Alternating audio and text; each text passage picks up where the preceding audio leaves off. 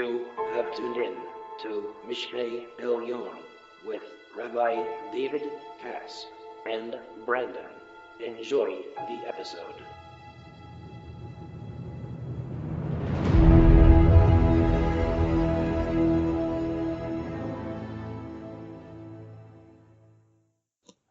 Hey David, how you doing today? Hey Brandon, what's going on? Another day. Strangely familiar. All right, why are we here? What are we doing? Today is building the house by connecting the lights. All right, so for those that haven't been paying attention or whatever, we are in Mishneh Elyon, the third temple work from the Ramchal, and we're in the English edition as well. And I believe you have your book in front of you, if I'm not mistaken. Yes, sir. All right, so you're obviously not going to read the whole thing because it's very long. Probably one of the longer bits we're going to do. So why don't you just go ahead and give me the first paragraph with the chapter title, Building the House, and then come back and we'll start and stop together. Ready? All right. All right, go ahead. Building the house by connecting the lights. When the last of the 10 lights, the Shekinah, was complete, with all its light shining and everything fixed and functioning properly, there appeared at the end a certain place that is most awesome, the Holy of the Holies of the heavenly temple. This is the place of great desire, the place of love and peace. This place is hidden and secret. Only the king may come there. No one may enter except for him. This place contains all the beauty of this light and all its radiance and perfection. In it are found all pleasantness and delight. When the king enters, who can express his great beauty and goodness? None can compare to him in all his glory and holiness. Being so hidden, the light is all the greater and more intense. That sounds pretty good, doesn't it? Mm-hmm. Like, just go ahead and read the next two paragraphs. All right. It was from this holy place that the other place of which I was speaking previously, the rest of the heavenly temple, emanated, and the foundation stone, the Evangelia, has its firm place within it. Therefore understand, this hidden and concealed place contains all the beauty of this light, the Malhut, while the second place contains all the sources and roots of all created beings. The first place is the Holy of Holies, where the Ark and the Testimony are situated, and where the foundation stone stands in all its power. The second place is the rest of the temple structure, which emerged from this stone, as I will explain later. Let me turn that sound off. That's good. Hold on 1 second before I turn this off. All right, start with that. All right. That sounds pretty enticing, doesn't it? It does. I want to see what this is. All right, because I have no idea what you read. You and I know better than most the English is a joke, you know? Mm-hmm. Even that English was still pretty good, you know? Yep. But we want to see what is going on in reality. Now, for those that don't know, Brian and I have done a lot of work in deprogramming the English matrix code. To be more on that, I guess you can email us in private, because there's a lot to be said about that, more than you know. The idea, though, I'll just introduce it, is these words mean nothing that we said. I mean, they're pretty interesting words, right? Holy of Holies, Heavenly Temple, Place of Great Desire, Love and Peace. It's pretty cool stuff. But it totally lacks the holiness of the Hebrew. And until you understand the prophetic word inside, it really just doesn't matter. Because you're not going to draw any conclusions from these words, right? Because Brandon, you know as well as anyone, right, that there's no conclusion to draw from English. Mm-hmm. It's just your fantasy and your imagination, right? That's right. But in the Hebrew, we have the Torah tradition, the prophetic tradition of what the words mean, you know, and where they go. I don't know what to use for an analogy, but just, I guess, buckle up and we'll see. So let's go. Just go real slow and bite it up in bite-sized chunks, all right? And wait for me, okay? Then I'll tell you what to do. So Okay. go ahead. Go ahead real slow until we get in the rhythm. Go ahead. When the last of the 10 lights, the Shekinah, was complete with all it. Stop. So, see, here's problem number one. Do you smell a problem, Brandon? The word Shekhinah doesn't even appear in the Hebrew text. Okay. That's a problem, isn't it? Yeah, it is. I mean, it's a nice problem. I would like for it to say that. You know, it would be very nice if he did say that. But he doesn't. I mean, come on. I wish it did. It's a nice word. But it's not there. And as beautiful as it is in the English, the Hebrew's already telling me a different story. That's why I was confused. Right? Because I'm reading those words, you know? It's almost like, you know, hey, Brandon, let's go to Dairy Queen. Yeah? Yeah, that's right. Let's go to Dairy Queen. What do you want, Brandon? I don't know. Bananas, chocolate, sprinkles, Oreos, fudge, caramel, Reese's Buttercups, Oreos, swirl. Right? Yeah. Hey, that's pretty good. All that, you know? So that's what I saw in the English. It's like Shekhinah, love, prayer, awesome, holy, radiant, perfect, holy temple, loving it. It's like, yeah, I can dig that. That's pretty good. Only it's just not true. You know? So let's find out what's true, shall we? Now again, go ahead word for word. Go ahead. When the last of the 10 lights. Stop. כאשר נכלל המאור האחרון הזה. כאשר נכלל המאור האחרון הזה. He's like he's biting off such a huge chunk. He's just saying like a run-on sentence, right? By the way, everything is included in this last light. Go ahead. Was complete with all its lights shining and everything fixed and functioning properly. We got to fix this. So this is just butchered. So with everything included in this last light, with all of its lights and with all of its tikkunav, like it's tikkun. Let me explain to you what tikkun is, okay? Okay. Let's look at Shabbos as tikkun. Ready? Mm-hmm. So, in my house on Shabbos, by Saturday morning, you know what my house looks like? Mm-mm. I'm waking up, and there's like a hot plate to get the food warm on Shabbos by the laws of Shabbos, right? Mm-hmm. Obviously, my entire office is shut down, right? The computer's off, speakers are off. I have like lamps in my office I only turn on Shabbos. I mean, they're on. I put them on before Shabbos. The main overhead lamp I have off, so it's like a softer light, right? Yep. Phones are off, devices are off, all the balaganim are off. You know, my bedroom is just kind of in off mode. I dimmed down my clock. Obviously, the kids' stuff is all off. There's really kind of like 1A and 1B to my house, right? 1A, it's like Facebook, it's Brandon on Sunday night, you know, Russell's calling in an hour type thing, right? Mm-hmm. Get the kids to school. On Shabbos, it's not that. It's everything but that, right? All my learning is gonna be from real books, and real paper in my office.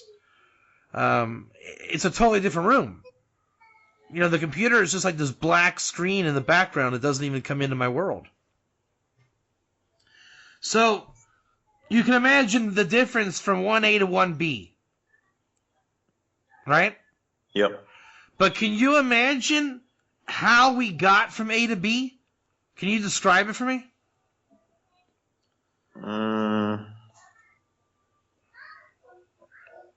Describe how you got from A to B? Yeah. How do we go from A to B every Friday? In my house. You have any idea? No, I have no idea. How would you do it if you were me? It's probably too much to fathom, right? I mean, seriously, Yeah. how do you turn a house over every week, right? Yep. So number one, you have to have not one tikkun, if whatever tikkun is, but a lot of it, right? Yep. A whole bunch of it. I mean, a whole bunch of it. So let me tell you a couple of the tikkunim that I do. Tikkunim is, I'm not going to translate for you until we're done. Ready? Okay. All right. So around 2 o'clock, I remember to turn off my overhead lamp and put my lamps on. When Shabbos comes in nowadays around, I think 5, I'm shutting the computer down at 4.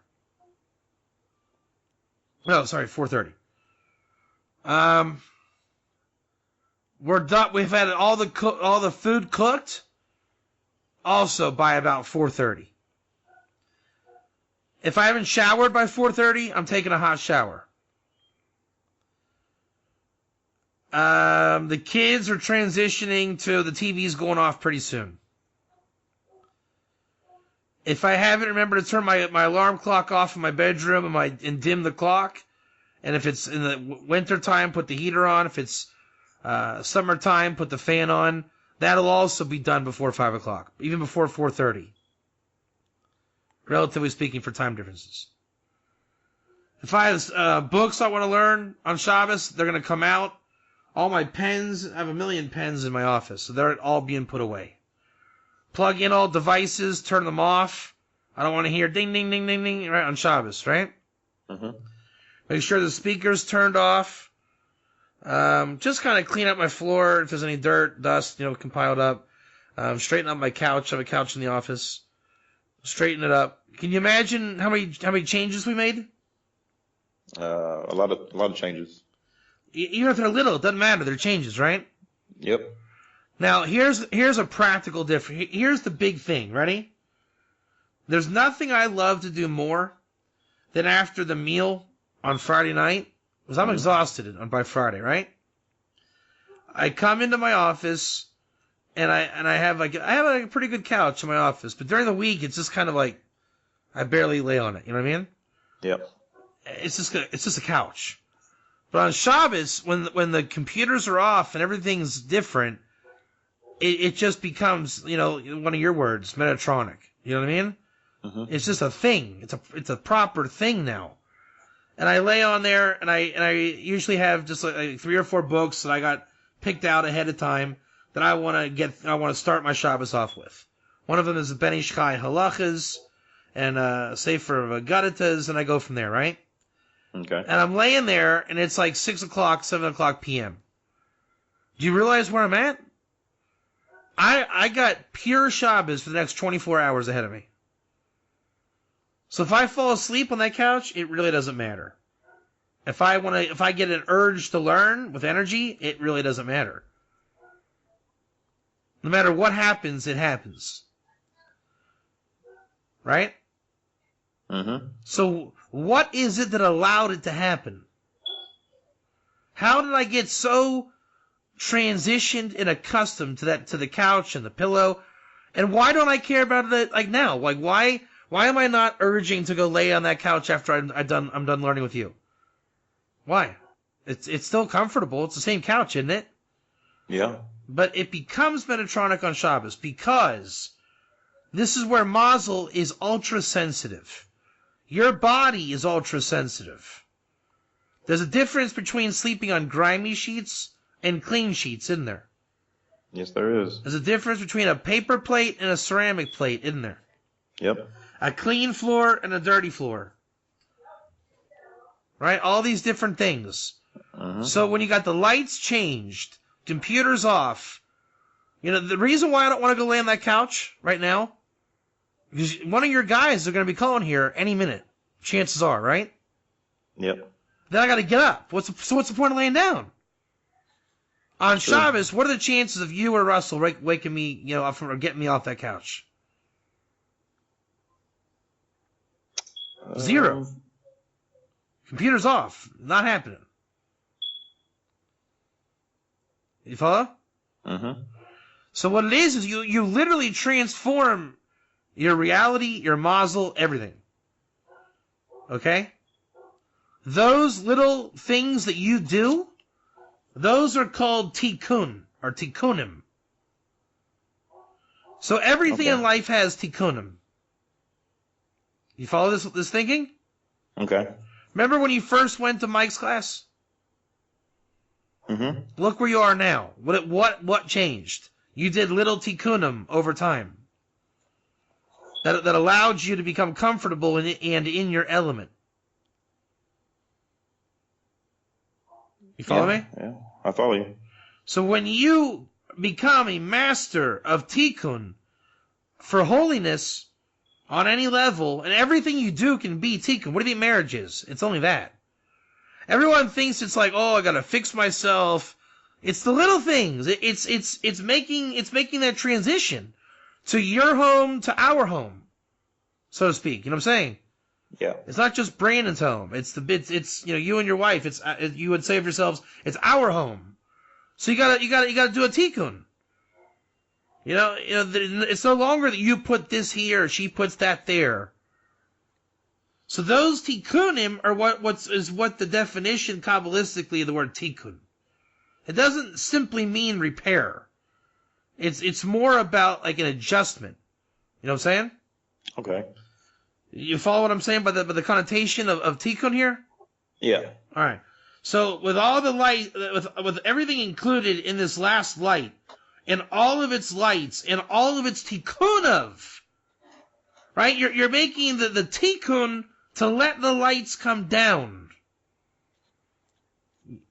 So you have to do certain things in your life to let the light come down. Okay. Making all the necessary adjustments. That's it. I mean, you can imagine what they are. I guess let's just use a very simple one. The Zaw and his Nukfa, right? Male, female. Mm-hmm. Right? In your barbaric world of macho bachelor man, right? It was Okay. woman cook me dinner, right? Yeah. For better or for worse. Now it's, hey, how's it going? Blah, blah, blah. Hey, you look nice today. Oh, thank you, hey, it smells really great. I see did you make dinner? Like, yeah, I made your favorite, and then she messed it up, right?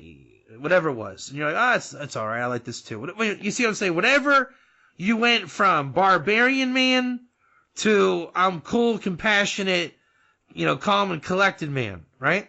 Yeah. The difference is you're going to get slapped or dirty looks. The other one is we're here to get along. So when you make those tikkunim, that allows the light to come down. Now for the female in the house, it really is the light. Without the vessel of the nukva, you're not getting light in your house. It's that simple. Especially since he wrote down the word shechina. It's not an accident. So again, with all of its lights and all of its tikkunav, keep going. See. Everything fixing. Their period at the end, a certain place that is most awesome. Wait, so hold on. You're way ahead of me because he's got real terse. Va'amad kul machonosav karui.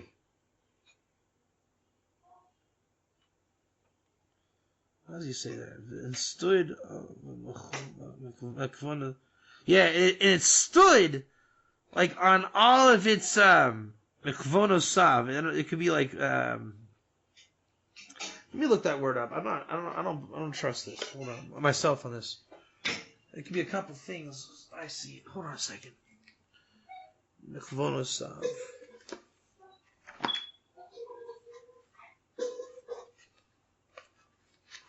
Mechvon. Mechon. Mechonot. Mechono. Yeah, task or orientation. That's what I thought. It could also be like a machine, like mechuna. That's what I thought. So, it can also be mechvonot, like oriented, intentioned. So it's like intentioned or machine. I think that makes sense, doesn't it? Because what is a machine? is perfect intention every time, right? Mm-hmm. So it's Ve'amad al Mechonosav Karoi. So it really is like a machine, right? God, what God emanates, it comes down perfectly, right? Yep. Nimselo besofo makom echad noira ma'od. And it's found for him in its end place. Or it's one end place, very wondrous.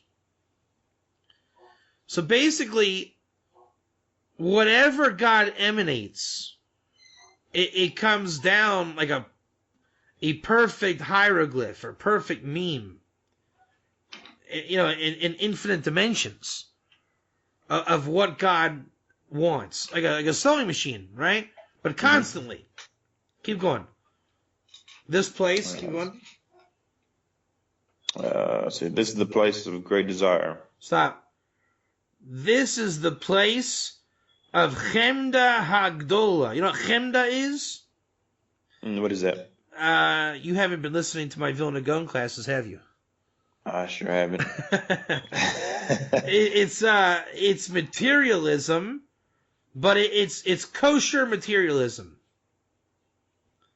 Right? Now, there's two things everything can come down in this world.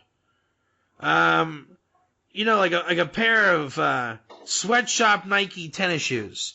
Should you really be wearing those? No. No, it's exploitation. But at the same time, does that mean God doesn't want you to have a good pair of shoes? True. He wants you to. Just don't do it from exploitation. So the physicality of the mitzvah is a good thing. Man and woman together, that's a good thing, right? Mm-hmm. But it can very easily be exploited at the same time. Right? So again, it's that tikkun. Making a good living is not forbidden. But are you doing it for the sake of heaven to perform mitzvot? Or are you doing it to see how many numbers are in your account? So that's chemda. Chemda can be great, and it can be your worst curse. So let's say it's coming from God, and there's great materialism from God. Like He put gold in the world, He put sheep wool in the world. All the materials that you pay for, God put here. Mm-hmm. And there's huge materialism in the world. Steel, ore, diamonds, just metals, electricity, bread, the components of bread. Your job is to connect to it in the righteous, holy way, with the tikkun in mind. Okay. So at the end of that place, just God's bounty is built up, right? Mm-hmm. Read the last three words or whatever it is. The place of love and peace. Place of love and peace. You can probably understand the female metaphor there. Right? It's the end of the emanation, right? Mm-hmm. So it's a female connotation. But you can imagine what that is in the world of Atzilus. The place of love and peace. If you were to be there in all of its glory and properly repaired, imagine how wonderful that would be. I'm not talking about in the Gashmias, in the physicality of it. Just imagine the pure physical sensation of it. Forget about if you're on the level or not. You see what I'm saying? Mm-hmm. On the level is a different story. Just imagine being there in that place. Imagine. I'll give you an example. Ready? All right. Imagine being on Air Force One. You can imagine how secure it would be and how just awesome it would be. Yeah. Okay, it may not be the holiest place in the world, but just the level of chemda. You follow what I'm saying? Yeah. Obviously, the president's plane is probably not the holiest place in the world. So what he's saying is, imagine all the more so if you were on the holy level to be in that holy place. That's ultimately what the Holy of Holies is. So it's the physical world, because it is in this world, right? Yep. But imagine it's holy at the same time. So it's the goodness on both sides. Just like a woman. A woman is physical flesh. But at the same time, she's holy to you. You see what I'm saying? Okay. So it's really no different. Keep going. This place is hidden in secret. Stop. A makom safon. So already it's hidden. So anything that you see on TV or whatever is not it. It's hidden. So it's holy by definition. When you see the Arabs in their golden Mercedes and all these things, right? Mm-hmm. That's not it. That's not chemda. I know in our analogy we're using kind of a low analogy. But the bottom line is the real chemda.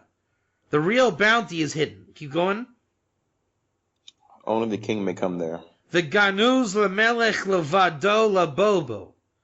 Only it's hidden for the king alone to come into it.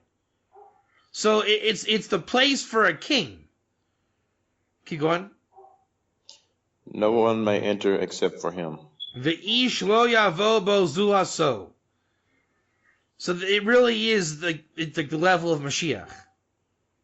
This is why the Maharal of Prague says Mashiach has to be on the level that it transcends the chemda of this world.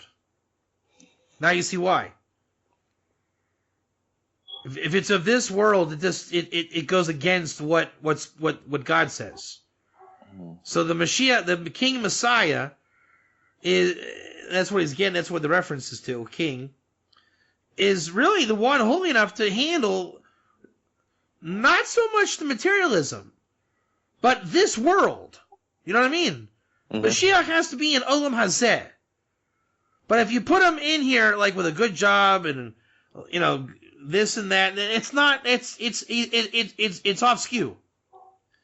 So it ends up being he can only exist in the place of pure shefa, pure chemda. You follow what I'm saying? I follow you. It's almost like I'll give a really crude analogy again. When a real serious banker stays in a hotel, how come me and you can't stay in the same hotel he does? He has needs that you don't have, right? Mm-hmm. He needs like an ironing board. You and I probably don't iron our clothes in a hotel room. He needs like a big, like cherry wood desk. Like business meetings. He really needs to have his P's and Q's together. He's not there putting the bill on his boss, to live it up.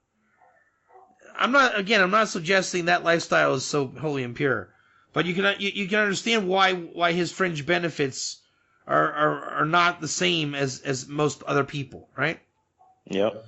So a true king, a holy true king, where this analogy would go off skew is if you were to say, look, Brandon, I really need a gold Mercedes. What can I do? I just can't live without it. That's off skew. So the level of shefa that a king would be able to endure, that's not for everybody else in this world. It's the place of the love and peace, right? It's where the bounty is spiritually filled and full. I mean, it's hard to use words to describe it, but are you following me in the Hebrew or what I'm saying? Mm-hmm. Keep going. This place contains all the beauty of this life. Stop. So it's not beauty. That's a bad word. This place includes all the yofi. Yofi is nice. See the difference between nice and beautiful? Yeah. Nice is nice. There's a couple of definitions I want to use for nice. Again, beautiful is the gold Mercedes, right, so to speak. Yeah. Nice is when you buy a smartphone and your favorite app. Let's say it's like a calculator app, right? The new app saves all of your last 4 calculations, so if you make a mistake, you don't have to redo the whole program again. Isn't that nice? Yeah. Gmail will come out hopefully with a new option that all emails sent, you can retrieve it back in the first 5 seconds if you accidentally send it by accident. Isn't that nice? That would be nice. So certain things are nice. Like, sleeping in and having someone take care of the kids to go to school is nice. So imagine if nice was a power. Now, you can imagine that level of, it's really being taken care of. But in a way that you're not lazy at the same time. See what I'm saying? Mm-hmm. So it's a place where the essence of nice, it's just, how would you feel if you woke up and just, the famous meme that you woke up and on your pillow it says, today is closed, go back to bed and come back tomorrow. Wouldn't that be nice? Yeah, that would be nice. If you just had a day off, like literally a day off? Yeah. But imagine if that were true. I mean, that concept, right? So keep going. So this place contains of the beauty of this light. So of this light. So that light is nice. You fathom this? Mm-hmm. And it's all of the chemda. So take all of the materialism of this world, and imagine it's holy and pure, right? Mm-hmm. And at the same time, it's not being exploiting you. It's nice to you. It's like the exact opposite of the life that we know. Keep going. Let's see. Light in all its radiance and perfection. And all of its hadar and shleimuso. Now, in the previous classes, when you weren't here, we're saying that this light, this thing, is called dar. It's in the Bahir. Have you ever heard of the book of the Bahir? Mm-hmm. So there's two stones called Sachar and Dar. One is Keter, one is Malchus. So it's drawing down V'kol Hadaro. Let's just say that you're a pitcher in baseball, right? Mm-hmm. And you're the guy with the golden arm. Imagine that it's the ninth inning, 2 outs, 2 strikes on the last guy. You just got to throw one more strike, right? Mm-hmm. God literally lets your arm loose. In all of your glory, you just let out the perfect mechanics, perfect pitch. That would be Kol Hadaro. You understand that? Okay. It's just perfection. Like, bam, there it is. Right? All the potential maximized. Vishlei Muso. And it just, everything. You know how, in life, you know how sometimes you get that just perfect moment, right? Mm-hmm. I mean, it's like kind of like, I'll give you a really stupid one, okay? Sometimes you go to the, I like to eat like kind of like these Italian sandwiches on Friday before Shabbos, right? Every now and then, you get the perfectly baked bread, perfect tomato, perfect onion, perfect sliced, cold cuts, and it all comes together for the perfect sandwich, right? Yeah. Most of the other times, it's stale bread, stale this, whatever. Here, it all came together. So that's what this is again. Keep going. When the king enters, let's see. In it are found all pleasantness and delight. Stop. And in it are found all pleasantness. Yeah, naim. I think the connotation of noam is soft. You know how some things are just soft and fuzzy and good? Mm-hmm. Just kind of sweet, real sweet people, right? V'chedva. Chedva is like the arousal of the light. Right? Like real arousal. Keep going. When the king enters, When the king enters, yeah, go ahead. who can express his great beauty and goodness? Mi yochel lemalel rov yafi v'tovo. So, wow, hold on a second. That's deep. When the king enters, sheka asher yavo bo hamelech. So that's the chamber. And the king is going to come into that chamber. Mi yochol lamalel rov yoifi v'tuvo. Yes, you can imagine the yichud there. The room is already in a makif, right? The surrounding light. Now the king enters. It's almost like a rock concert, right? Everyone's got, they're all going crazy for the rock and roll star, right? Mm-hmm. But then the rock and roll star comes in and he lives up to the billing, right? Yep. Keep going. I'm aware these are pathetic analogies, but what else? What can you do? Keep going. None can compare to him in all his glory and holiness. Ki ein aruch elav b'kol gavono v'kedushaso. It's like only he could come in there, and only he could elevate it. So if you were to step on the Rolling Stone stage, you would be a dud. They step on the Rolling Stone stage, and they just tear down the house. Right? Yep. It's like it was already exciting, but then when they came on, it just lit, it lit up. Keep going. Being so hidden. Kafi rove his statro. Now, this whole thing, the king and the chamber are hidden. Keep going. The light is all the greater and more intense.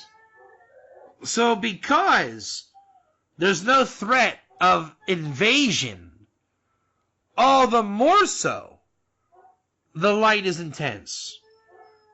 Right? Basically, if the Rolling Stones, because they're not holy, imagine if there was a holy music, one step removed from the Rolling Stones, like in the middle of a deep forest. Would that not be awesome? Mm-hmm. I mean, you're there, and there's like 100 people there with you, right? Yep. And you guys are like, this is insane. There's nobody around here for miles. I mean, you are totally in the moment, right? That's right. Now back it up from there. I mean, you can imagine each step you become concealed, how holy it becomes. Because the quality's not going down, it's only going up. Right? I mean, it really is between a man and a woman, as a good analogy. It really is. All right, because that really is private and nobody sees it. Keep going. It was from this holy place that the other place of which I was speaking previously emanated, and the foundation stone has its firm place within it. All right. And from this holy place, Negala Hamakam Acher. And from this holy place above, it like quantum physics, it reveals itself in another place. And from it, as I spoke until now, and the Evan Shtia misgaveres betocho. Evan Hashtia mitgaveres in its midst. So the Evan Shtia is like I'm gonna give you an analogy, okay? Okay. In the Torah, there's something called agriculture. You know what agriculture is, obviously. Mm-hmm. And you had like $5 of produce, didn't you? Remember that? When you had $5 of produce? Yeah. Yeah. And you were supposed to bring it to Jerusalem. Remember that? Yes. Say yes. Yes. And you didn't want to schlep all your pumpkins and zucchini. Remember that? Yep. So what do? The Torah said you can take a 5 shekel coin and remove the Kedusha from your crops, your holy crops, and make it a holy 5 shekel coin. You see that? Okay. It's called podeh, language Pidyon, to redeem. So God takes that holiness built up in Atzilus, and he puts it in the Evan Shtia. Keep going. Therefore understand, this hidden and concealed place contains all the beauty of this light. So there's a place in this world where all of that is. Keep going. While the second place contains all the sources and roots of all created beings. Keep going. The first place is the Holy of Holies, where the Ark and the Testimony are situated, and where the foundation stone stands in all its power. The second place is the rest of the temple structure, which emerged from this stone, as I will explain later. So there it is. So the stone in the Holy of Holies is where it's all at. And the temple, oh wow, this is crazy. You ready for this? You ready for something crazy? I'm ready. All right, so you understand 10 Sefirot of Atzilus. Okay. Right? Mm-hmm. All right, now you got Malchus, where it's all built up into, right? Yep. All right, now put Malchus in your hand and throw it onto the rock. Got it? Got it. That rock is holy now. All of that. It's like everything. Now, build the base of Mikdash on top of that rock. Did you do it? Okay. Did you do it? Yep. Just build it. It's done. The temple airspace and building is the containment of the distance between Malchus and the stone. Do you cop that? Say that again? All right, everything is in Malchus, correct? Yep. What's beneath Malchus? Nothing. Mm-hmm. Because you threw it onto the stone. Okay. Now, wasn't there supposed to be from Malchus to this world? Like a ladder? Yep. Or as Mike says, the three worlds of Bia? Mm-hmm. What happened to that? That is all inside the temple. So when you go in the temple, it is a build-up to the stone. The stone literally is connecting you to Atzilus. That's called Tikkun. When God brings the temple, all of Kabbalah worlds are in the temple connecting you to God. That's how. Is that insane? Yeah, that is. You see it? I see it. So Atzilus would have worlds coming out of it. God cuts it off, throws Atzilus, Malchus Atzilus, onto the rock, and to compensate for the Hashtalshalis, the lowering of himself to this world through the ladder, the base of Mikdash becomes the embodiment of Asiya, Yetzira, and Bria, building you up to Atzilus. It literally is a redesign of creation and reality. When the temple is built, Kabbalah is different. There's exile Kabbalah and redemption Kabbalah. You think it's wrong? There's married Brandon and when Brandon is alone Brandon. Different guys, aren't they? Mm-hmm. How's that possible? One is in one form, one's in another. When I go to South Africa in a couple weeks, I'm not going to be myself. Because I'm really not me if I'm not with my kids. So there's exile me, and then there's dad. And they're not the same. So God has space between us when we're in exile. When there's a temple, it's immediate cause, which is what the Ramchal says elsewhere. Keep going. Let's see. See now, when the light called Malhut joined with the king Melech, the resulting state of blissful tranquility gave rise to this house and all its deeds. And now you'll see, since that was the first light, this first light called Malchus is joined with the king. Now, remember, why is it we're joined with the king? It's the Evan Shtia, correct? Mm-hmm. What's on the Evan Shtia? The Ark of the Covenant. Yep. So you see, he makes a yichud. Mavin otsam hamenucha. You will understand the power of the rest and tranquility coming out from this house. Because look how tight it is. I mean, what else is there? You know what I'm saying? God's at rest there. Keep going. See, he gave rise to this house and all its details with all its various courtyards. al midosav, al mishpato, v'kol chatzerosav, v'kol chedarav, l'panimi, l'chitzoyin. That the temple building is maximized. Just like when you are in a state of rest, your body is maximized. Or how about when you go to a jacuzzi? You know what I'm saying? Mm-hmm. Or just an ultimate relaxation thing. Whatever it is. You know, when you can just kind of let out a sigh of relief, right? The temple is relieving itself. It's in relief. Okay. When there's no temple building, it's where we are in a state of not relief. That's why Shabbos is very much like that. It's a state of relief. Keep going. And chambers, interior and exterior. All the different dimensions of the temple correspond to the related lights, whether few or many.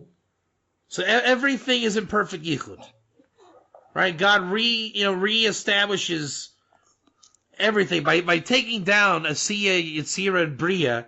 He literally rebuilds creation according to the light and the temple. So it's a proper union of soul and body. Again, it's a total new tikkun. You see how it's a new tikkun? Mm-hmm. The soul takes the body differently. And you're also different. When you work and when you're at home, aren't you built different? Yep. Different clothes, different attitude. So here it's God reconstructing the creation different. Go ahead. For in this house are the great highways that stretch out to all the different orders and species of created beings, as mentioned earlier. Since from it comes out hadrachim gedolim heim asilos ashir lemine and avrayim shezacharti lecha lamayla. So it really opens up all the different channels that have been hidden and concealed. Right? The pathways to the Garden of Eden become revealed. Just like when it rains in the desert, all kind of new channels open up, right? Yep. Keep going. These highways have glorious names, full of strength and power. Wait, you're ahead of me. And from these ways they spread out the paths. Again, kind of like that, what do you call it? The vein and artery, and circulatory system, right? Mm-hmm. That I told you. And it comes out that every shvil, every path has a specific name. Keep going. It is from these highways that the pathways I mentioned earlier, branch out. Each pathway has its own special name. Everything is arranged with the greatest wisdom. It is from here that all things receive their power. All right, stop. So every b'chachma gedola b'seder nifla. Every pathway is a specific chachma. Right? So every way of the world is a particular wondrous wisdom. So everything is on its way of wisdom. There's nothing that isn't enlightened. And from there, things take their power. And from them they grab to the above, from below to above. Keep going. It is we're going to stop at the end of my paragraph. Your book's different than mine. When it gets to the word, like he called its name rest or menucha, that's where we'll stop. Keep going. Okay. It is to these names that they attach themselves when they ascend from the lower realm to the upper. When they reach these highways, they take cover under the great names I mentioned. So when they come to these ways, they take cover under them with the great names that I mentioned. So just everything becomes revealed as the Ruach HaKodesh. Right, on that day, God is one, His name is one. That even and on that day, I'll turn their tongue into a holy tongue. Whatever people say, the sparks of divinity will be revealed. So that everything returns to wisdom. Keep going. So that nothing can be seen of the individual pathways. Right. Keep going. It is only when they emerge, each one in its own place, that they take on their own particular names. So that's it. Right now you can't see it because there's no wisdom revealed. Okay. Right, but when it comes out and they strengthen in their names, each one to its place. Keep going. For For this reason, in the house itself only, the highways have names, but not the pathways. Understand this well. Volkain lo haya bebayit, rak hashemot lemesilot, velo asher l'shvilim, v'haven hativ. Velo nira mehem devar, rak b'tzei tam, only they're going out, yisgavru b'shem osam ish el makomo. Ah! It's only a path when you stand on it. If you're not standing on it, it's not a path. You see what I'm saying? Okay. You come to the temple, wherever you go, it becomes a holy way. So there's no such thing as failure, confusion, right? Until you make potential actual. In the temple, it's all potential. So only the temple is actual. Go ahead. Since the house emerges... Wait. You know why that is? That's the fractal. Just like God put a tzilas on the rock, right? Mm-hmm. Then, too, all the pathways that come out in the world are also bound up in the temple building itself. And then only when you go out of the temple do they become manifest. Keep going. Since the house emerges with such blissful tranquility, it is called, was that Menucha?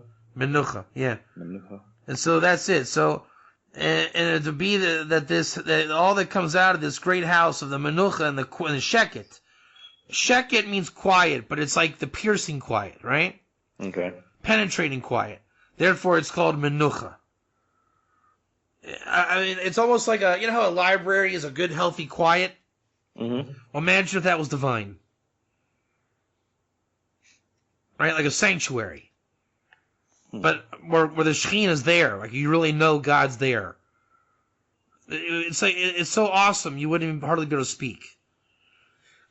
Alright, that's where we're going to stop. Alrighty. So do me a favor, if I forget, tell me, I think a note. In my book, we're supposed to start with the words V'zeh habayit. V'zeh habayit. Alright. In your book, it should be, let me see. Your book.